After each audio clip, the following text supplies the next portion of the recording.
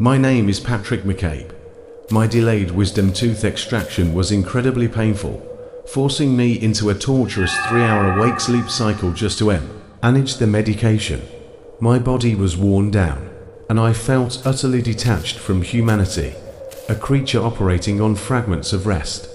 It was during the first week of recovery, around 4 a.m., that I couldn't fall back asleep. The room was unusually hot. I opened my window, and that's when I heard it, a chilling, scratching sound. It wasn't the normal sound of the night, it was like claws being dragged violently across a surface. The terrifying truth was, it was coming from right above me, on the roof. The noise moved, fading away, and I initially dismissed it as a raccoon, but a deep, primal instinct urged me to check. I grabbed my dad's heavy-duty flashlight and went outside. I scanned the roof, but saw nothing until I aimed the beam at the higher, front section of the house. In the corner of the light, something shifted. I nearly fainted. It wasn't an animal. It was a fully grown human being, completely naked, frozen stiff in the harsh beam of my flashlight. I screamed. The naked figure reacted, instantly, recoiling from the light as if it were acid.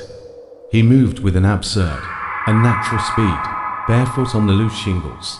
He was sprinting back toward the lower roof near my room. Driven by a mad impulse, I ran around the house to cut him off. I reached the backyard just in time to witness him pin himself off the roof. He hit the concrete paver stones with a deafening, sickening thump. There was absolutely no way a human could survive that fall unscathed. Yet, without a sound of pain, he was instantly back on his feet and charging. He tackled me to the ground, grunting and spitting. He began to claw at my eyes, frantically trying to rip my face off.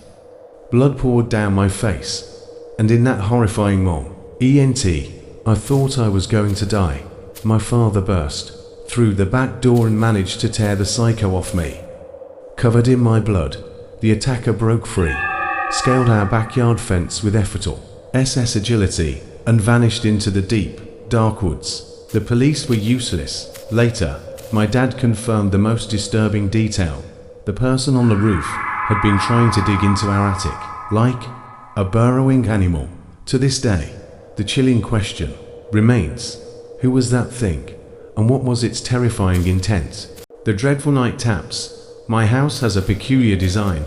A covered outdoor hallway leads to the front door, situated right next to my ground floor. Bedroom window, a perfect vantage point for a secret peek. It was a few months ago, while my parents were out of town. On the second night, around midnight, a grating sound broke the silence. The screeching and banging of our metal trash cans from the driveway, assuming it was an animal. I went out to scare it away. I found one can completely overturned. The animal, or whatever it was, had gone. I cleaned up and returned to bed. Just as I was drifting into that half-dream state, I heard it, a soft, rhythmic tapping, like metal on glass. It was undeniably real, and it was coming from just outside my window. I crept out of bed and slowly pulled back the curtain.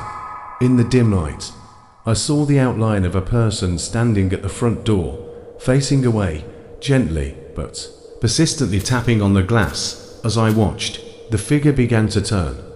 I ducked down instantly, my heart pounding. When I finally mustered the courage to look again, I stood up, peeled back the curtain, and instantly regretted it. Barely 2 inches from the glass was a man's face, staring back.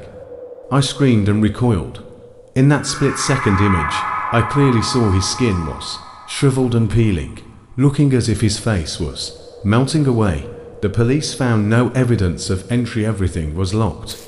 But the paranoia remains. Just a few nights ago, I woke up to street range noises outside my window again.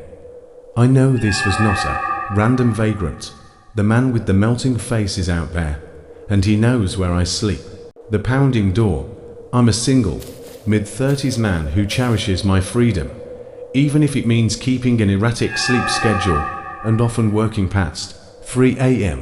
One night, I was deep in concentration at my desk, The silence was absolute. And then, without warning, it was obliterated by an unimaginable sound. Heavy, rapid footsteps pounding down the hall, way straight towards my bedroom, followed by 3 or 4 deafening bangs on my door.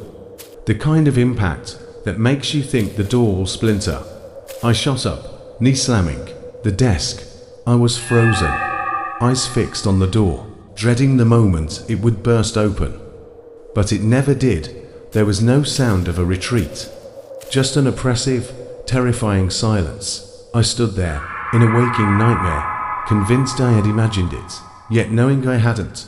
Then, I heard it again, footsteps quickly running back down the hall. Someone had been there. Rage fueled my fear. IGR. Rabid an empty beer bottle, screamed like a maniac, and chased after the intruder. I tore through my small house, checking every room. There was no one. And the most confusing part, all doors and windows were locked. How did they get in? And how did they vanish? The utter impossibility of the event shattered my sanity for weeks. The police were no help, suggesting I must have forgotten to lock something, but I know I didn't. Someone or something broke into my home, violated my sanctuary with that terrifying door-pounding sequence, and disappeared as if into thin air. The history of the silent intruder in a locked house still claws at my mind.